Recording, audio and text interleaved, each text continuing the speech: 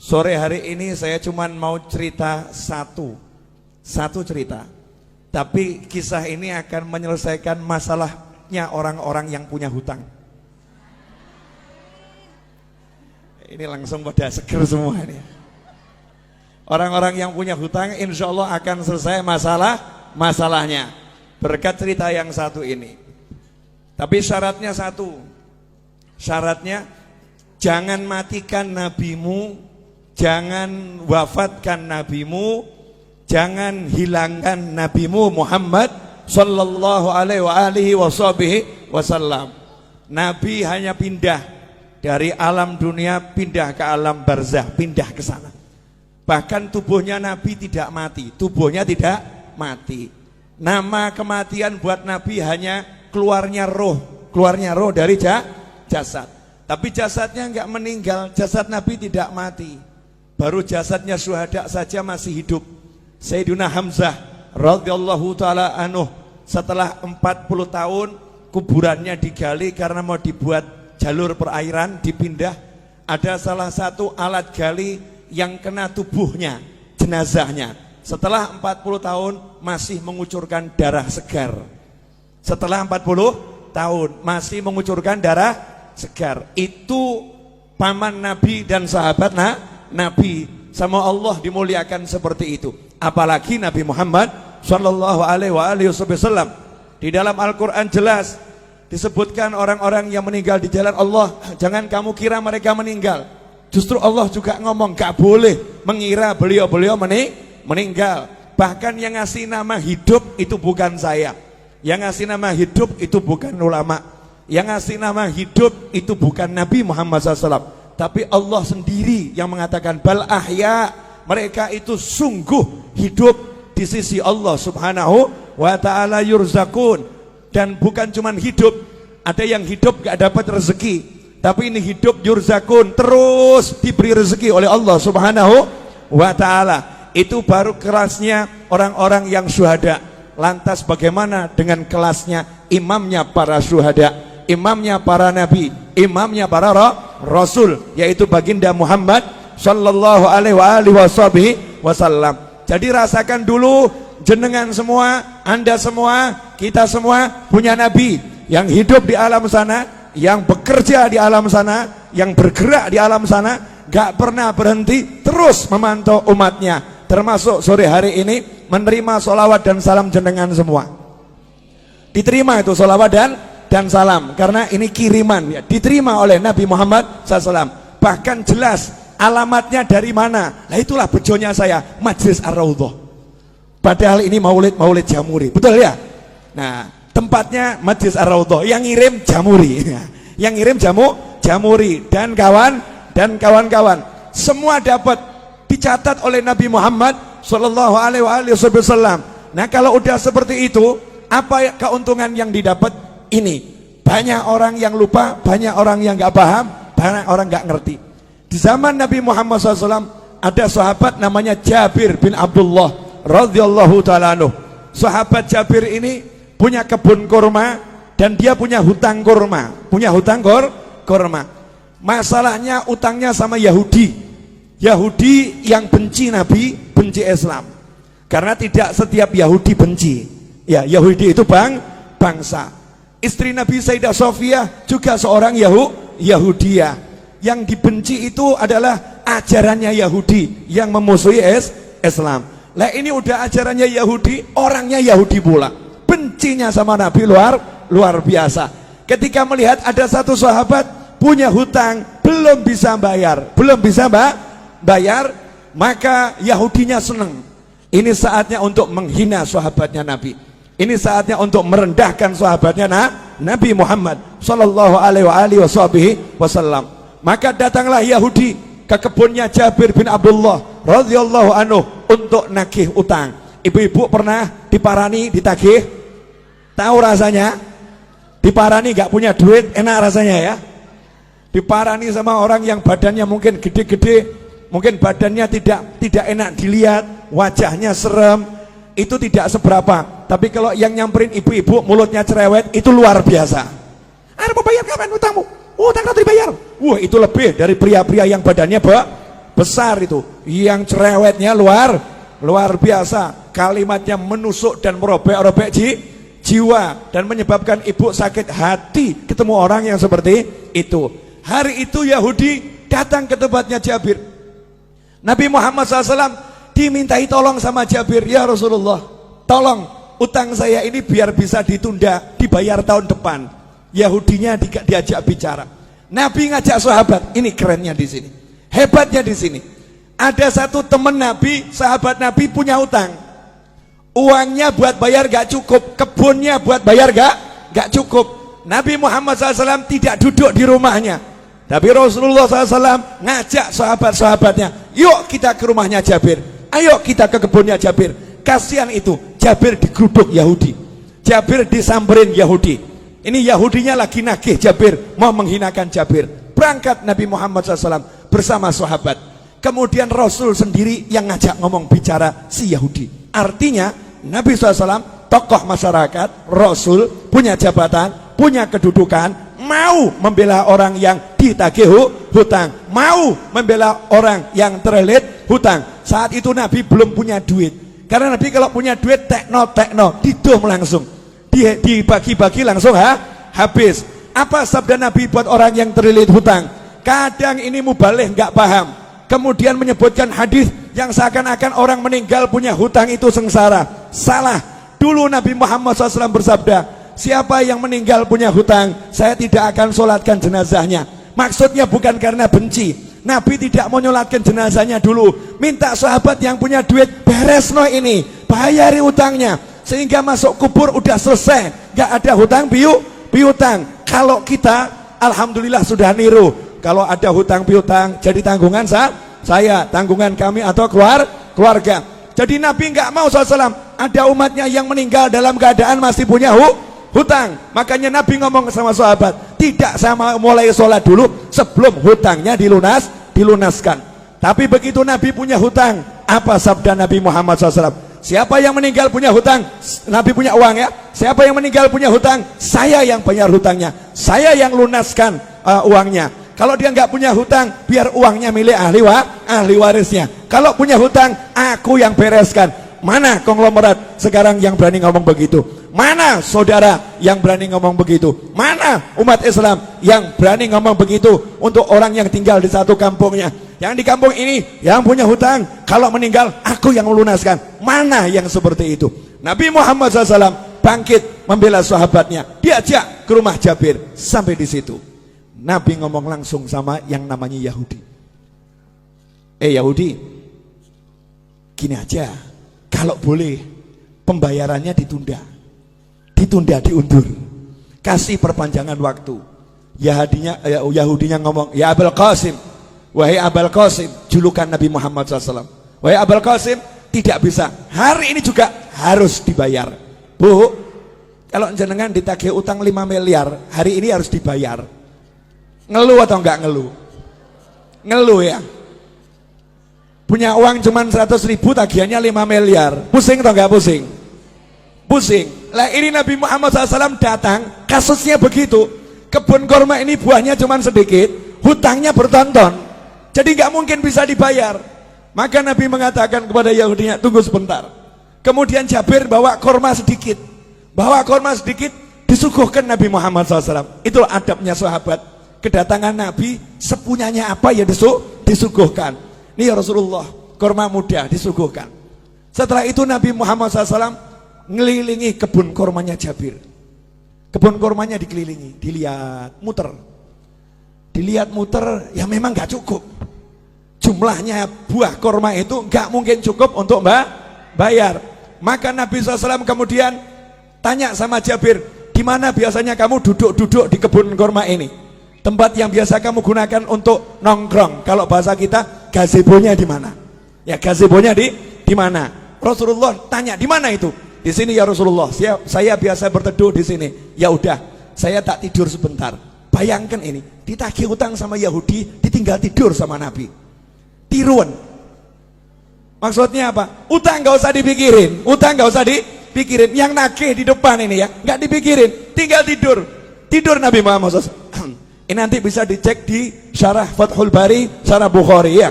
juga di kitab-kitab syarah Bukhari yang lain. Tidur Nabi SAW, kemudian bangun, datangi lagi Yahudinya, karena masih maksa harus dibayar hari itu juga. Rasul berkata, gimana, bisa enggak ditunda dulu pembayarannya, kasih perpanjangan? Tidak bisa, harus hari ini. Ya sudah, Nabi SAW keliling lagi, tawaf, ngelilingi kebun kurma, ditawafi. Setelah selesai ditawafi, Nabi bilang sama Jabir, Jabir, sudah sekarang kamu panen tuh kurmanya, bayarkan. Panen, bayarkan. Saya tidur dulu. Nabi tidur lagi. Asik ya, tidur. Bangun tidur, Nabi nanya sama Jabir, gimana, udah beres? Beres ya Rasulullah, itu hutangnya kurma lunas semua. Bahkan ini kurma saya nggak berkurang, panennya lebih banyak dari panen bertahun-tahun ini nggak masuk akal ya Rasulullah. Disitulah Nabi bersabda, asyhadu anni Rasulullah, aku bersaksi aku adalah Rasulullah. Kalau bahasa kita, saya Nabi, saya Rasul ya. Rasulullah bangga dengan kerasulannya. Aku bersaksi aku adalah Rasulullah. Shallu ala Nabi, Allahumma shalli wa sallim alaihi. Pelajarannya apa? Pelajarannya banyak, tapi saya mau garis bawahi satu. Lah kamu kalau ada masalah, nabimu mbok buang. Kamu punya masalah, nabimu kamu singkirkan. Kamu punya masalah seperti nggak punya nabi. Sahabat ada masalah, punya nabi. Sahabat ada masalah, tahu punya Rasul. Makanya yang ngomong sama nabinya, ngomong sama Rasulnya. Nah kalau sudah jadi sahabatnya Nabi, jadi temannya Nabi SAW, kalau punya masalah, Nabi selesaikan. Nah kenapa kita sekarang ada masalah gak selesai-selesai, gak pernah menjadikan Nabi sebagai teman, gak pernah menjadikan Nabi sebagai sahabat. Beda dengan para kiai dan habib-habib tempo dulu. Habib dan kiai tempo dulu itu tidak pernah mengajarkan pakailah pakaian dengan tangan kanan, melepas dengan tangan kiri. Gak seperti itu. Tapi para habib dan para kiai ngajari pakailah pakaian, bayangkan gimana Nabi pakai pakaian. Nabi kalau pakai pakaian tuh kamu bayangkan dulu. Nabi kalau pakai pakaian tangan kanan dulu, kalau melepas tangan kirinya. Rasulullah SAW kalau pakai sandal kaki kanan, kalau melepas kaki kiri. Bukan masalah kanan kirinya, tapi suruh bayangkan nabinya, suruh bayangkan Rasulnya Muhammad Sallallahu alaihi wasallam. Nah kalau kita udah seperti itu, jalan kita bayangkan gimana Rasulullah pakai sandal, kemudian jalan kita bayangkan bagaimana Rasulullah berjalan, duduk kita bayangkan bagaimana Rasulullah dulu SAW. Maka kalau kita punya hajat, ada masalah, tinggal ngomong, Kanjeng Nabi pengen beli rumah gak punya duit, ngomong. Kamu kira ini semua jadi begini karena saya punya duit? Enggak. Tapi gara-gara saya rajin ngomong, ya Rasulullah, cucumu yang agak nyebelin di Solo ini, banyak dosanya, banyak salahnya, punya utang banyak, punya hajat banyak, please mintakan sama Allah, lunaskan, mintakan sama Allah, selesaikan, mintakan sama Allah. Lah kalau Jabir sahabat, Jabir itu sahabat, Nabi datang ngurusi, masa saya cucunya nggak diurusi? Nggak mungkin. Masa saya cucunya nggak diurusin? Nggak mungkin. Lantas bagaimana dengan Anda? Beb, saya bukan cucu Nabi. Tenang, Anda semua bisa jadi saudara Nabi Muhammad SAW. Rasul dalam hadis mengatakan, sungguh saya kangen sama saudara saya. Maka sahabat ngomong, ya Rasulullah, kan kami ada di sini, kami saudaramu, kok dicari? Kenapa? Saya nggak cari kalian, kalian sahabat saya, bukan saudara saya. Lantas siapa saudaramu ya Rasulullah SAW? Orang-orang yang lahir nanti belum pernah lihat saya, tapi percaya sama saya, iman sama saya, bahkan rela kehilangan harta dan keluarganya demi sekali melihat saya. Itulah saudara-saudara saya. Saya kangen pengen melihat beliau-beliau itu. Bayangkan, Nabi belum pernah ketemu kita, wujud kita belum ada, sudah dikangeni, dikangeni. Lah kalau kita sekarang bisa kangen sama Nabi dengan baca sholawat barzanji, maulid tiba, kemudian burdah, simtudurar dan semisalnya, kita sholawatan sama kangen, berarti kita jadi kelompok saudara Nabi Muhammad SAW. Dan saudara sama saudara itu pasti saling membela, pasti saling mendukung. Kalau udah begitu, kamu punya masalah, insya Allah nggak punya masalah. Saya punya masalah, insya Allah nggak punya masalah. Kenapa? Yang turun tangan langsung Nabi Muhammad Sallallahu alaihi wasallam, yang menyelesaikan langsung Rasulullah SAW. Nah, biar Rasul mau turun tangan, biar Rasul mau menyelesaikan, saya kasih tip satu, gak usah banyak-banyak. Mau bu? Wani piro? Ya karena ini urusannya urusan masalah. Banyak orang zaman sekarang kan penuh masalah, bingung solusi. Gampang. Ilmunya orang tua. Pegang tasbih, baca nariyah 4.444 kali. Pegang tasbih, baca munjiah 1.000 kali. Solawat, pegang solawat. Solawatin masalahmu. Ada orang ngomong, Beb, ini kan urusan dunia, masa solawat dipakai urusan dunia? Loh, kamu tuh masa urusan dunia mau pakai apa kalau nggak pakai takwa? Urusan dunia itu diraih dengan takwa. Kamu punya hajat pengen kabul harus doa. Doa nggak pakai solawat nggak diterima sama Allah. Sehebat apapun orangnya doa, nggak pakai solawat nggak diterima sama Allah Subhanahu wa ta'ala. Sehebat apapun orangnya sholat, nggak pakai solawat nggak diterima sholatnya oleh Allah Subhanahu wa ta'ala. Sehebat apapun orang khutbah Jumat, gak pakai solawat, gak diterima oleh Allah Subhanahu wa ta'ala. Kalau hidupmu gak ada solawat, gak diterima oleh Allah Subhanahu wa ta'ala. Dan kalau kamu hanya ingat Allah, gak mau ingat Nabi Muhammad SAW, Islammu ditolak oleh Allah Subhanahu wa ta'ala. Sebelum minta apapun, suruh mengedepankan Allah Rasulullah, Allah Rasulullah. Dalam sholawat sudah ada semuanya. Allahumma sholli, Allahumma sholli. Sholawat itu nyebut Allah, nyebut Nabi Muhammad SAW. Nah, setelah kita banyak sholawat, awali doa dengan sholawat, betul? Setelah kita banyak sholawat, baru ngomong, ya Allah, ini loh hajat saya, ini loh masalah saya, selesai. Makanya orang dulu ngajari begitu. Cuman ibu-ibu pokil. Tahu pokil, Bu? Curang. Iya, merekayasa solawat, kemudian mencurangi solawat. Nariyah 4.444 kali dibaca berjamaah, satu orang ambil 5 jagung, 10 jagung. Saya nggak bicara fadilah, kalau fadilah luar biasa, fadilahnya luar biasa. Kemudian protes sama kiainya, sama habibnya, sama gurunya. Saya udah baca nariyah berjamaah, tapi hajat kok nggak kabul-kabul. Habibnya jawab, kabul, cuman kabulnya juga berjamaah, jadi dicicil saudara-saudara. Kabulnya dicicil, diangsur. Kalau pengen kabulnya cespleng, ya kamu sisakan waktu khusus. Minta izin sama suamimu. Suami, kamu butuh mobil, butuh rumah, butuh hutang lunas. Iya, dah kamu urus anak-anak, aku izin ngurung diri di kamar 5 jam, jangan diganggu. Ngapain? Mau nariyah. Pegang tasbih, baca nariyah 4.444 kali. Setelah itu keluar ngomong sama suami, jangan kamu pikir lunas hutangmu. Niru Nabi, Nabi tidur. Nabi tidur. Dah, silahkan pergi kerja, gak usah dipikir. Main-main sama anak, gak usah dipikir lunas. Suaminya nanya, lunas piye? Duit gak ono, tenang, Nabi yang bereskan. Lah cara piye? Ojo takok aku. Caranya gimana? Jangan tanya saya. Janji Allah, wa yarzuqhu min haitsu la yahtasib. Allah akan kasih rezeki dari arah yang gak pernah diduga. Itu kalau kita pegangan sholawat. Dan tidak mungkin sia-sia orang yang berpegang sholawat. Nah sayangnya kita sukanya susah. Ini ibu-ibu jamur ini kan gak ada wajah-wajah susah, gak ada ya. Gak ada wajah-wajah susah, gak ada. Walaupun hidupnya mungkin ada yang agak susah, tapi tetap gak susah, paham ya? Lah hidupmu penuh nikmat kok susah? Hidupmu penuh nikmat kok susah? Karena ini 30 hari sholawatan terus. Jadi ya suami ditinggal loh ini. Suami, bojo, bye-bye. Pak, sholawat dulu ya Pak ya. 30 hari suaminya ditinggal. Dari mulai zuhur sampai maghrib, anaknya ditinggal. Serahkan suaminya, tolong urus anak-anak dulu ya. Yang udah dewasa udah mau ikut, gak mau ikut, kamu jalan sendiri. Ibu berangkat sholawatan. Begitu pula ibu-ibu. Lah kok ragu hajatnya gak kabul? Kan manusia aneh bin ajaib. Berarti gak percaya sama nabinya, gak yakin sama rasulnya. Yakin sama rasulmu, percaya sama nabimu. Ikhwani rahimakumullah. Terakhir, karena saya baru nyampe dari Jati Barang, 2:30 malam tadi saya masih di sini. Tadi jam 8 saya ceramah di Jati Barang.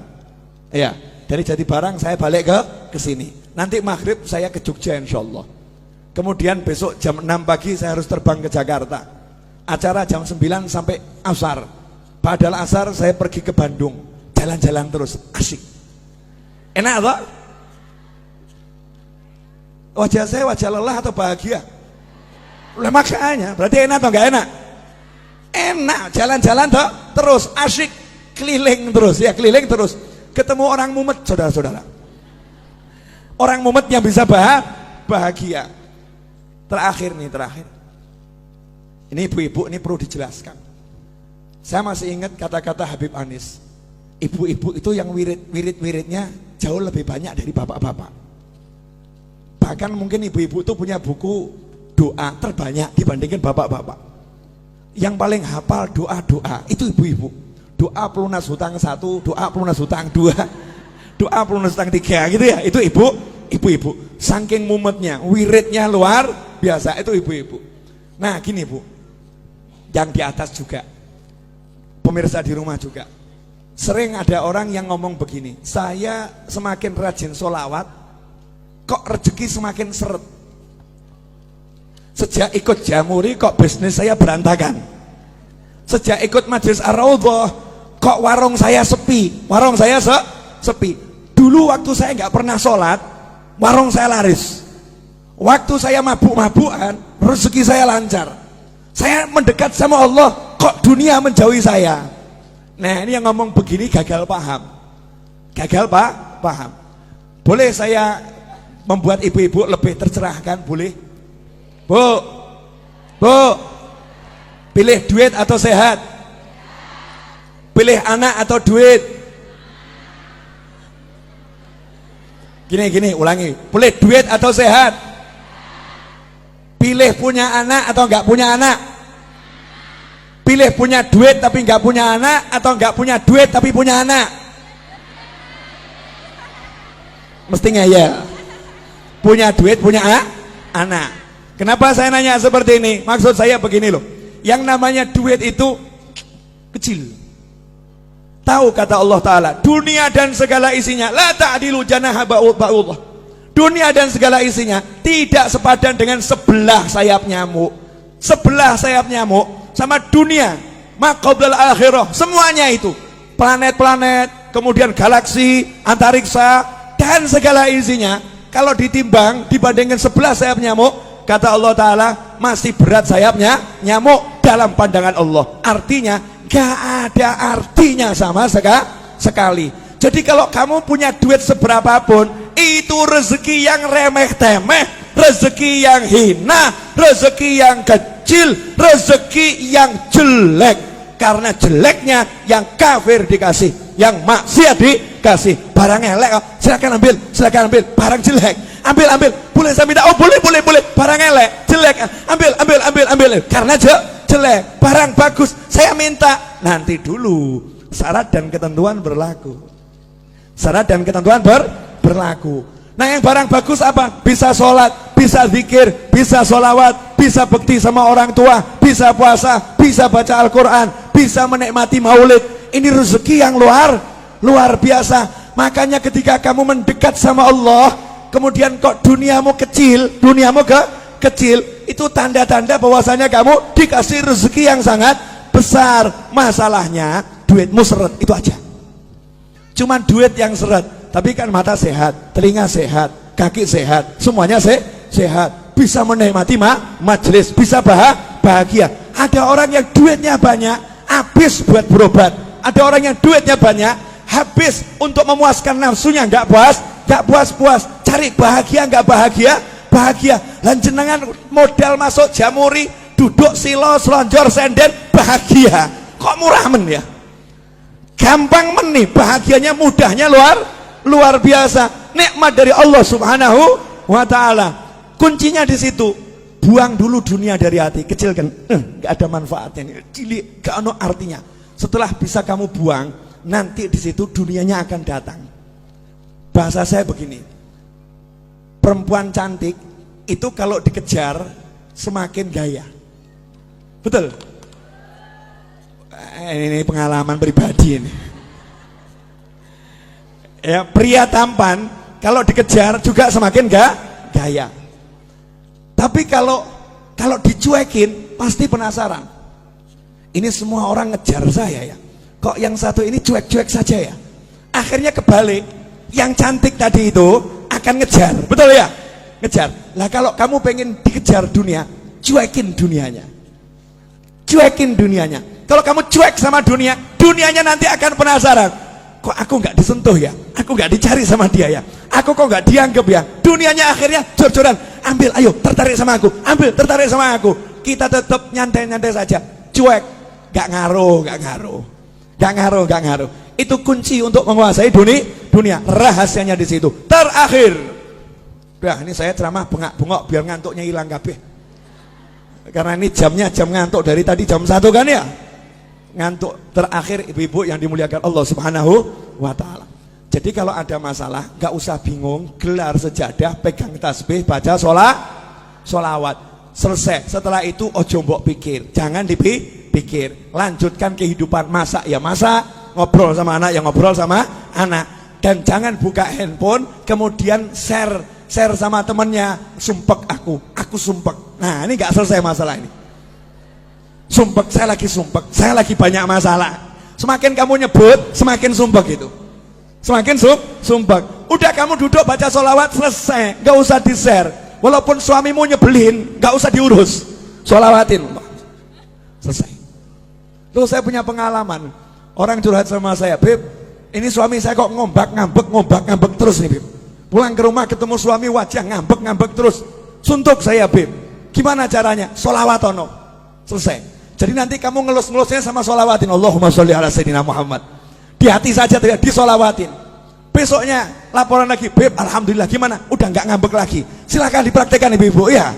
Kalau suaminya suka ngambek-ngambek, sholawatin. Ya, sholawatin. Kalau kerja di perusahaan bosnya ngambek-ngambek, sholawatin. Kalau ada pelanggan yang ruwet, sholawatin. Beres, nggak mungkin tidak beres. Jaminan 100%, 100%. Ini yang ngomong sudah praktek. Yang ngomong sudah praktek. Kalau ketemu orang ruwet-ruwet, modal saya tak sholawatin, selesai. Ya, sholawatin selesai. Kalau saya nggak kuat nyolawatin, saya titip sama teman-teman saya, duduk di musola baca munjiah 100 kali, saya punya hajat. Duduk di tanah sana baca munjiah 1000 kali, saya punya hajat. Giliran saya nyupir ceramah, saya ceramah, yang lain sholawat. Selesai ceramah, selesai masalah. Mau praktek? Jangan, berarti kamu nunggu masalah dulu. Jangan praktek untuk masalah, praktek untuk hajat. Terima kasih, jazakumullah khairan katsiran. Insyaallah yang sedikit ini barokah dan manfaat.